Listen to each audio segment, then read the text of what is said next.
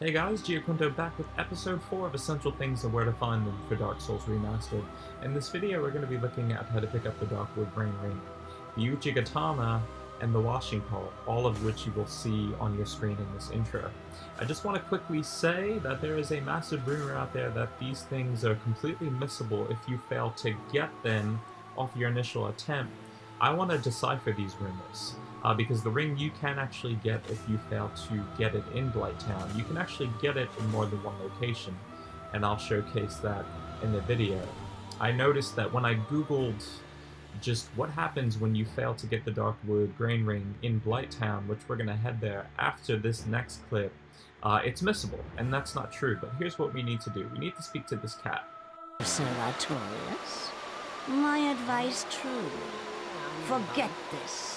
The legend of Artorias art none but a fabrication. Traversing the dark. 'Tis but a fairy tale. Have thine own respect. Go not yonder knocking for nothing, I say.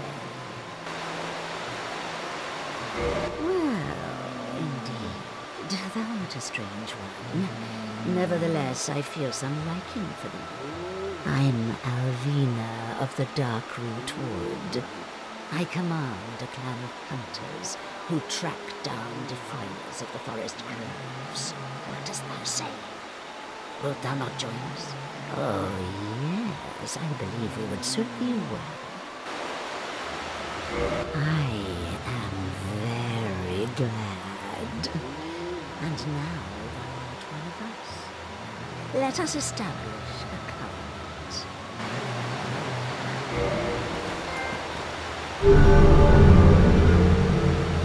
And with that conversation, Alvina offers us the opportunity to join her covenant.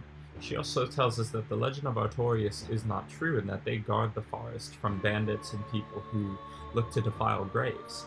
How much truth is behind the legend of Artorias? You'll just have to play and find out. Let's look at what else she has to say because it falls into the video. But thou must heed the golden rule. The clan is thine own family. To thine kinsman forever stay true. Darest not in any attempt to double-cross. Have no doubt, such wretchedness never will we tolerate. So really quickly, after speaking to Alvina, you're going to come back out the way you came, and right to the right of her building, there are going to be two NPCs, an Eastern Swordsman who you're going to talk to, go through your dialogue, and a Shadow Ninja by a cliff. That Shadow Ninja possesses the Darkwood Grain Ring. You can actually knock him off that cliff and get the ring early, but we're going to ignore that because the Eastern Swordsman moves to Blighttown, which I'm heading there now on your screen from Milando, and he offers you a set of unique and very expensive items that are up for grabs, so make sure you bring a hefty amount of souls. I would say at least 30 to 50,000. Here I brought 24 because I only wanted 2 things, but he has a set of really nice items. So back to what Alvina said, to thine kinsmen stay true. That is the Forest Hunter Covenant law, and what that basically means is one must not betray, assault, or backstab another brother. These guys are a part of the Forest Hunter Covenant. The bandits in the woods are a part of the Forest Hunters Covenant. At the base of Blighttown is where we can find that they moved along their journey. Attacking the enemy at the bottom, we can see that the ninja is now located behind the wall and the Eastern Swordsman is opposite to him. So right now what we're going to do is we're going to heal our poison with the use of the moss that I told you can get in the forest. The purple moss is going to heal your poison.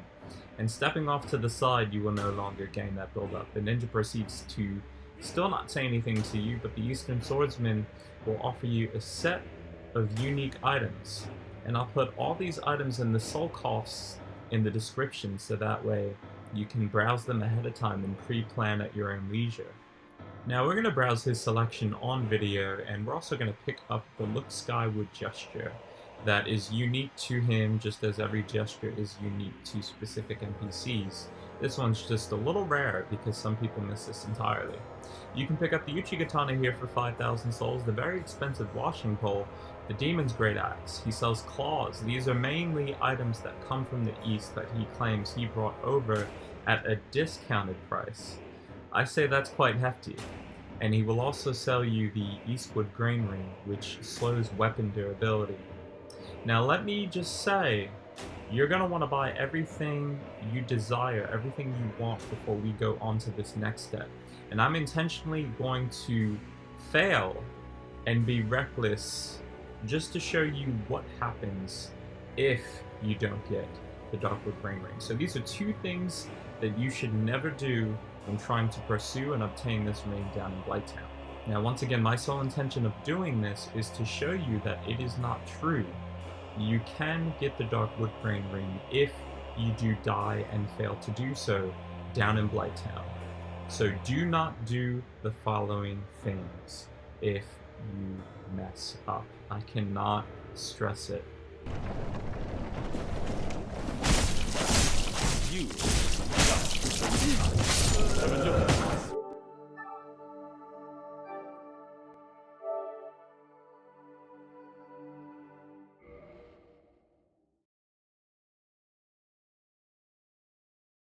Sick and hollow.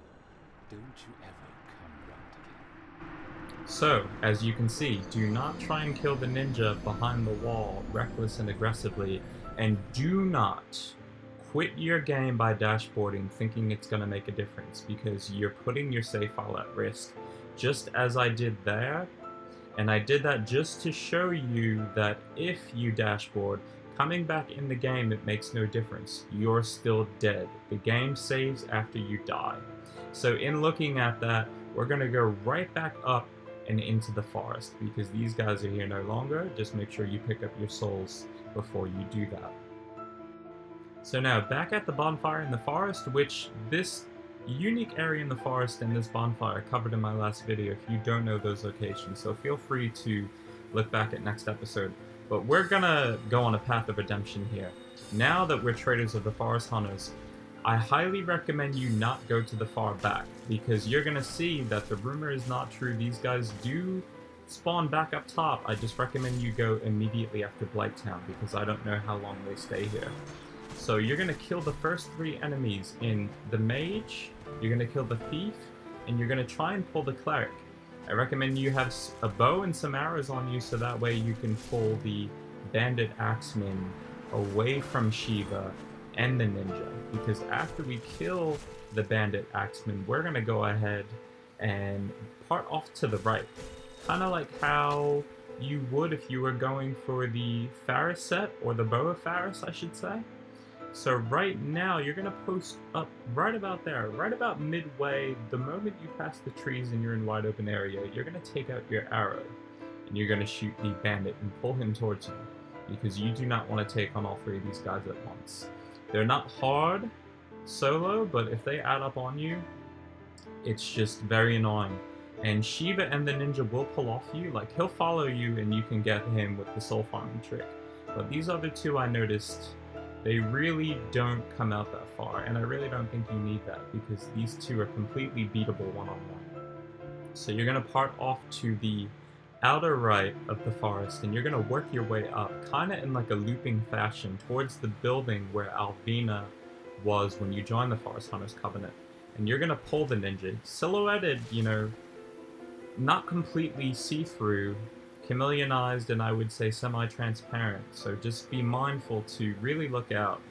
And you're going to pull him to the very beginning of the forest, or at least as far as you can get him.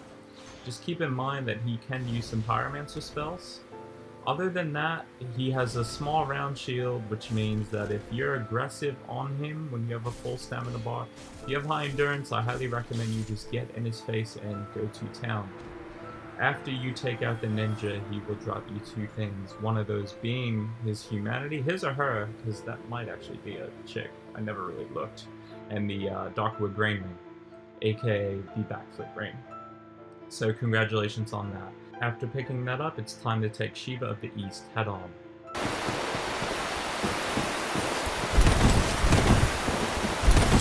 Turning on Earth from the very start, have a look at my sword. For it's the last thing